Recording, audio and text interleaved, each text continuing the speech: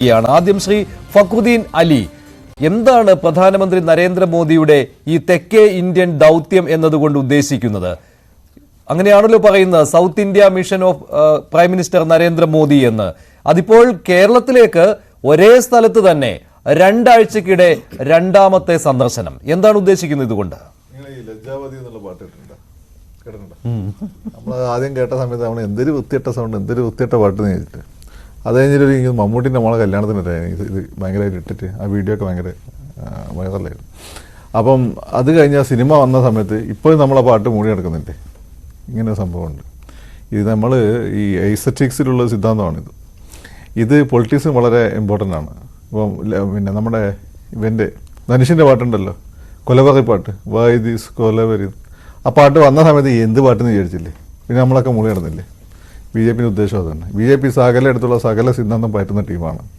അപ്പോൾ നമ്മൾ ഈ മോഡി എന്നൊക്കെ പറഞ്ഞാൽ കേരളത്തിൽ നമ്മൾ പൊതുവെ ഈ മോഡിയുടെ ഗ്യാരണ്ടി എന്ന് പറഞ്ഞാൽ മലയാളിയിൽ ചിരിക്കുകയായി. നമ്മൾ ഉത്തരേന്ത്യയിലൊക്കെ കച്ചവടക്കാരാണ് ഈ ഗ്യാരണ്ടി ഇങ്ങനെ പറയാറുള്ളത്. പക്ഷേ ഇങ്ങനെ നിരന്തരം നിങ്ങളിത് കേട്ടുകൊണ്ടിരിക്കുമ്പോൾ അത് ഒരു പോസിറ്റീവായിട്ടുള്ള വൈബ് ഉണ്ടാക്കും എന്നുള്ള ഒരു സൈക്കോളജിക്കൽ ഫാക്ടർ ഉണ്ട്. ഇതാണ് അവർ പറ്റിക്കൊണ്ടിരിക്കുന്നത്. അങ്ങനെ കേരളം പലതവണ അവരെ എടുക്കാൻ ശ്രമിച്ചു, നടന്നില്ല. അതിനൊരു പ്രധാനപ്പെട്ട കാരണം ഇവിടെ അതിശക്തമായ മുന്നണി സംവിധാനമാണ്. കഴിഞ്ഞ നിയമസഭാ ഇലക്ഷനോട് കൂടി ആ മുന്നണി സംവിധാനത്തെ ഏതാണ്ട് പണി കിട്ടിയിരിക്കുന്ന അവസ്ഥയാണ്. യു ഡി എഫിൻ്റെ സ്ഥിതി ഭയങ്കര കഷ്ടത്തിലാണ്. കാരണം കേരള കോൺഗ്രസ് മാണി പോയതോടുകൂടി കഷ്ടത്തിലാണ്. ലീഗ് ആണെങ്കിൽ പോകാൻ ഒരു കാരണം അന്വേഷിച്ചുകൊണ്ടിരിക്കുകയാണ്. കാരണം അവരെ കുറ്റം വന്നിട്ട് കാര്യമല്ല. പാർട്ടിയുടെ താല്പര്യങ്ങൾ അങ്ങനെയാണ്. വലിയ ബിസിനസ്സുകാർക്കൊക്കെ വലിയ സ്റ്റേക്ക് ഹോൾഡറുള്ള മുസ്ലിംസ് സ്വാഭാവികമാകത്തല്ല അടിത്തട്ടിലുള്ള മുസ്ലിംസിന് ഉയർത്തിക്കൊണ്ടുവരാൻ അധികാരത്തിൻ്റെ തണലും കൂടി ആവശ്യമാണ്. അപ്പോൾ അവരെ സംബന്ധിച്ചോണ്ട് നോക്കിയിരിക്കണം. അപ്പോൾ യു ഡി എഫിൻ്റെ കാര്യം അങ്ങനെയാണ്. എൽ ഡി എഫ് കുഴപ്പമില്ലാതെ ഇപ്പം പോയിക്കൊണ്ടിരിക്കുന്നു. പക്ഷേ യു ഡി എഫിൻ്റെ കാര്യം ഈ രീതിയിലായി.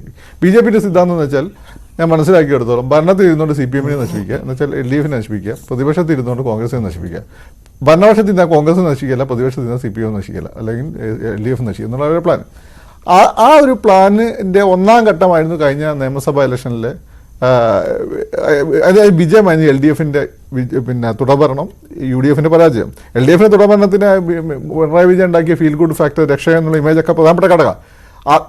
ആ ഘടകത്തോടൊപ്പം തന്നെ ബി ജെ പിയുടെ ടാക്ടിക്കൽ വോട്ടിംഗ് ഉണ്ടായിരുന്നു. അതായത് എൽ ഡി എഫിന് സി പി എമ്മിനെ നെഞ്ചത്തോട്ട് ചെയ്തിട്ട് ഒരു കാര്യമില്ല, ഒരു വോട്ട് ചെയ്താൽ അവർക്ക് എന്ത് ചെയ്യാൻ പറ്റും? ഇതാണ് ഘടകം. മാത്രമല്ല കോൺഗ്രസ് മുമ്പ് ചോദിച്ച് അവരോട് വോട്ട് മേടിച്ചതിൻ്റെ കണക്കുമുണ്ട്. നമ്മൾ മുന്നിലുണ്ടല്ലോ, ബാനർജിയുടെ ആത്മകഥയൊക്കെ ഉണ്ടല്ലോ.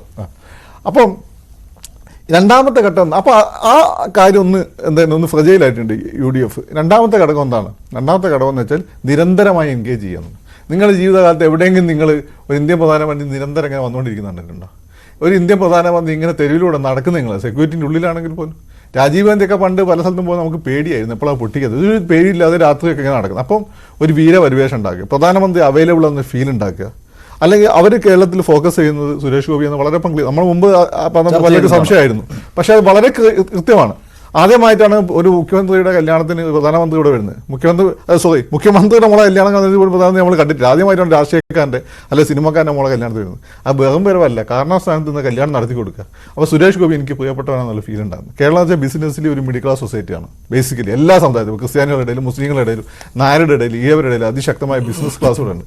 അതിൽ രവി പിള്ളേനെ പോലെയൊക്കെയുള്ള വലിയ ആളുകളുണ്ട്, യൂസഫ് അലി സാറിനൊക്കെ പോലെയുള്ള വലിയ ആളുകളുണ്ട്, മുത്തൂറ്റിനെയൊക്കെ പോലെയുള്ള ചെറിയ ആളുകളുണ്ട്.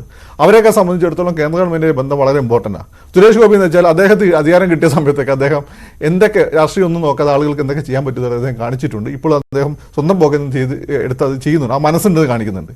അപ്പോൾ ഇതെല്ലാം വെച്ചുകൊണ്ട് കാറ്റ് പിടിക്കുന്ന മരങ്ങളിൽ കാറ്റ് പിടിപ്പിക്കും, ആടിക്കളിക്കുന്ന വോട്ടുകളുണ്ട്. ഇപ്പോൾ തൃശ്ശൂരെ സംബന്ധിച്ചിടത്തോളം അവർക്ക് ഏതാണ്ട് ഞാൻ എപ്പോഴും 2014 തന്നെ 34% ഹിന്ദു വോട്ട് കിട്ടിയിട്ടുണ്ട്.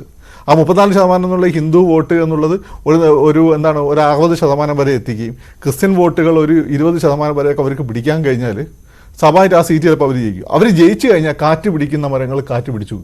ബി ജെ പി ജയിക്കില്ല എന്നുള്ളതുകൊണ്ട് വോട്ട് ചെയ്യാത്ത ആളുകളുണ്ട്. അപ്പം കാറ്റ് പിടിക്കുന്ന മരങ്ങൾ ആടി കളിക്കുന്നത്. ഇപ്പോൾ സി പി എമ്മിന്റെ കേഡേഴ്സിനൊന്നും നിങ്ങൾ താജ്മഹൽ ഉണ്ടാക്കി കൊടുത്താൽ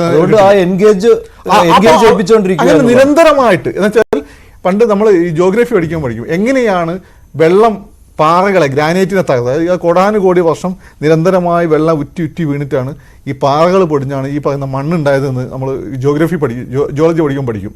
അതുപോലെ നിരന്തരമായ എൻഗേജ്മെൻറ്റിലൂടെ കയറിപ്പോകാൻ പറ്റാത്ത സ്ഥലത്ത് പോയി കയറിപ്പോകാനുള്ള ചാൻസ് ഉണ്ടാക്കാനുള്ള സുസംഘടിതവും ആലോചിച്ചുറപ്പിച്ചതുമായ സംഘടിത ശ്രമത്തിൻ്റെ ഒരു ഭാഗമാണ് നമ്മൾ അല്ലാതെ വെറുതെ ഒരു കല്യാണം കൂടാൻ വന്നതാണ്.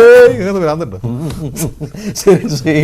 അതിനിടയ്ക്ക് ടി എൻ പ്രതാപന്റെ ഒരു പ്രസംഗം, അത് ടി എൻ പ്രതാപൻ തൃശ്ശൂരിൽ അതിശക്തനാണ് ഇല്ലേ? കഴിഞ്ഞ തവണ 1 ലക്ഷത്തോളം വോട്ടുകളുടെ ഭൂരിപക്ഷം ജയിച്ചതാണ്.